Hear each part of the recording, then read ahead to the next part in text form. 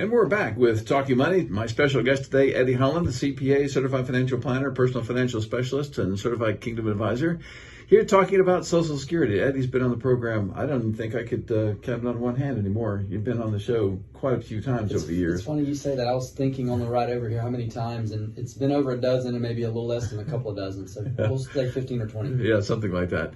So unfortunately, and I'm going to try to fix this soon, the archives in TalkingMoneyRadio.com can only go back 6 months right now without special permission. So I'm working on getting special permission to put a bunch of these back on because a lot of that stuff has not changed.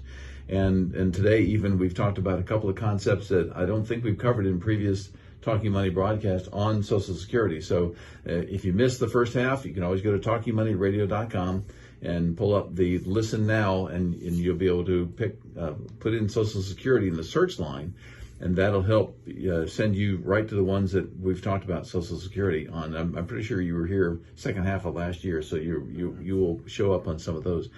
But the first part, before Russ's call, we were talking about the different nuances with Social Security and how confusing it can be with reduction in Social Security benefits based on income. Second part of Brian's question was, what about the taxability of Social Security, which then is going to be based on joint income, assuming you're married filing jointly. So how does that work, and how can we possibly avoid it, or what can we do there? Yes, and so let me go back and tie up one loose end, Mike, before we jump to taxes. So we were coming up on our first segment of the program. We were talking about drawing Social Security benefits while working younger than full retirement age. And I mentioned that if you are younger than full retirement age, the reduction in 2022 is $19,560 is the threshold. So anybody that has earned income over that amount, $19,560, then you're going to be subject to a reduction if you're drawing Social Security benefits and still working. If you are turning full retirement age, the year that you are turning full retirement age, that threshold limit goes up. It changes, gets better. Yeah, it gets much better. It goes up to $51,960. That's the threshold amount in 2022. The monthly amount, and I mentioned that it's applied on a monthly basis, so the monthly amount is $4,330 per month.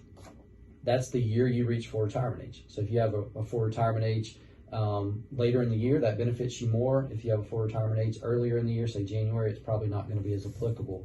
But the reduction amount is $1 for every $3 over that threshold.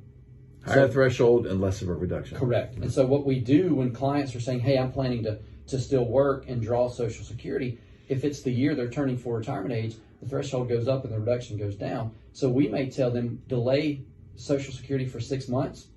You're planning to start drawing it in July, delay until January, because at that point the threshold goes up from $19,560 up to $51,960, and the reduction goes down. Instead of one for every $2, it's now one for every $3. Plus your benefit's a little higher because you waited a little longer. Yes, yeah. Yes. Now, let me mention one other thing, and then we'll talk about taxes.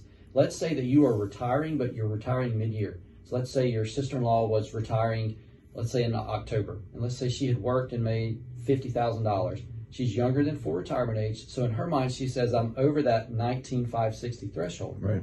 Social Security allows you a one-time provision to petition them to say, ignore my earnings history, apply the threshold limit on a go-forward basis starting when I retire.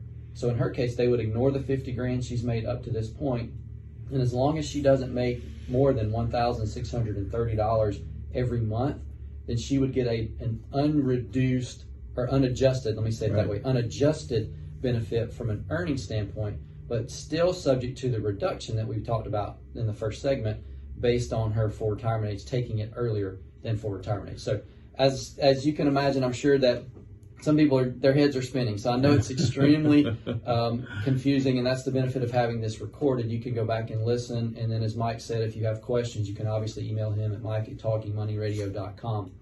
But let me transition now. So let me give the number real quick again. Yes, so please. a little break, give you a breath.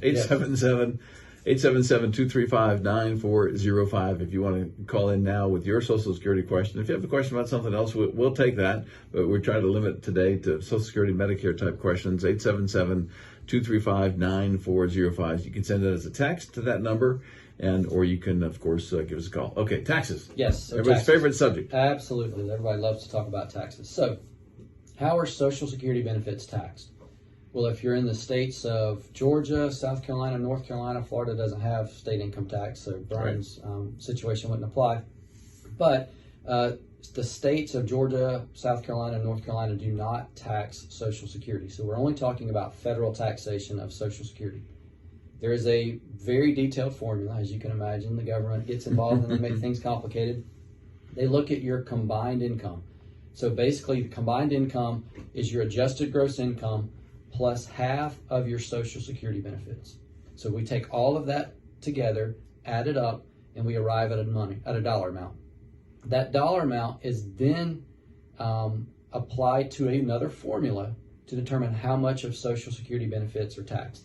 If that dollar amount is less than $32,000 and you're married filing joint, none of your Social Security benefits are taxed. If it's over $44,000, up to 85%,